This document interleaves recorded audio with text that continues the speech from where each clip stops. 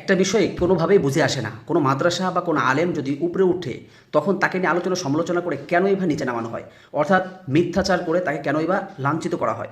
যেমন একটা ঘটনা বর্তমান সোশ্যাল মিডিয়ায় ঘুরপাক খাচ্ছে আমাদের শায়েখ নিসার আহমদ আর নাসির সাহেবকে নিয়ে।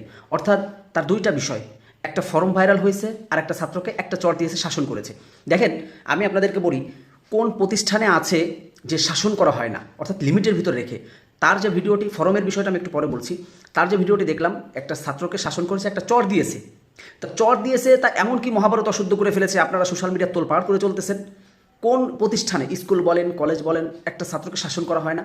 বা মাদ্রাসার ভিতরে আসলে বলবেন স্কুল কলেজে করা হয় না, কারণ স্কুল কলেজের ছাত্ররা হচ্ছে বেশিরভাগই বিয়াদব, করলে রাস্তার মোড়ের ভিতরে স্যার রেকর্ড দিয়ে দিবে, অর্থাৎ মারপিট করবে। কিন্তু মাদ্রাসার ছাত্ররা আরও বিয়াদব না, যদি একটা দুইটা চড়ও দেওয়া হয় বা একটু শাসন করা হয় তাহলে মাথা নিচু করে উস্তাদের শাসনকে সে মেনে নেয়, ঠিক আছে।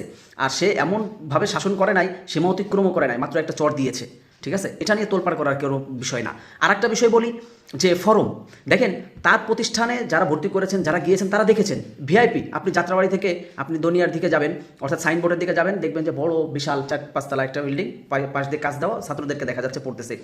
তার মার্কাজুত তাহফিজ ইন্টারন্যাশনাল মাদ্রাসা, তো এটার কয়েকটা শাখা আছে। তো তার মাদ্রাসায় একটা ফরমে দেখলাম নিসারি সাহেব ফরম দিয়েছে 10,000 টাকা ভর্তি ফি এবং 6,000 টাকা মাসিক খরচ। আর আরেকটা ফরমে দেখলাম একজনে পোস্ট করেছে 50,000 টাকা, ওই জায়গায় 5 লক্ষ টাকা বানিয়েছে। 50,000 টাকা ভর্তি ফি এবং 25,000 টাকা মাসিক খরচ। আচ্ছা যাই হোক, 50,000 টাকাই ধরলাম, তাই সে নিছে। সে কি মহাভারত অশুদ্ধ করেছে, বাংলাদেশের ভিতরে যারা জেনারেল পড়ে এমন বড় অনেক প্রতিষ্ঠান আছে যারা লক্ষ লক্ষ টাকা ভর্তিতে নিচ্ছে, সেটা নিয়ে তো মাথা ব্যথা নাই। মাদ্রাসায় নিলেই আপনাদের মাথা ব্যথা শুরু হয়ে গেছে। 50,000 টাকা নিয়ে তার মাদ্রাসার ভিআইপি অবস্থা দেখছেন আপনি, আপনার খাট এবং সেখানে আলমারির ব্যবস্থা, সেখানে আপনি শুয়ে থাকবেন, সেখানে জাজিমের ব্যবস্থা, মানে ভিআইপি একটা অবস্থা। আপনি যদি খোঁজ নেন তাহলে 50,000 টাকার বেশি আপনার ভর্তিতে লাগবে। তারা একবারে ভর্তির সময় মাসের খোরাকি এবং একবারে ওই যে যাবতীয় যে খরচগুলো হবে সব কিছু অ্যাড করে তার 50,000 টাকা নিয়েছে, যদিও নিয়ে থাকে। তাহলে হাজার হাজার প্রতিষ্ঠান আছে, স্কুল কলেজ আছে, লক্ষ লক্ষ টাকা নিচ্ছে, সেটা নিয়ে আপনাদের মাথা ব্যথা নাই। মাদ্রাসা নিয়ে আপনাদের যত চুলকানি, মানে এই চুলকানি বন্ধ করুন, ঠিক আছে। এই চুলকানি বন্ধ করুন এবং ইসলামের বিরুদ্ধে যে আপনারা কোনো অবস্থান নিয়ে ইসলামের কোনো ক্ষতি করতে পারবেন না, কোনো আলেমের ক্ষতি করতে পারবেন না, কোনো প্রতিষ্ঠানের ক্ষতি করতে পারবেন না, এটা মাথায় রাখবেন। সে যদি 50,000 টাকা নিয়েও থাকে, তার মাদ্রাসায় এটা ব্যয় আছে, সে নিয়েছে, এটা নিয়ে আপনার মাথা ব্যথার দরকার নাই। আপনার চরকে আপনি তেল দেন, আর একজনের চরকে তেল দেওয়ার কোনো দরকার নাই আপনার, বুঝছেন।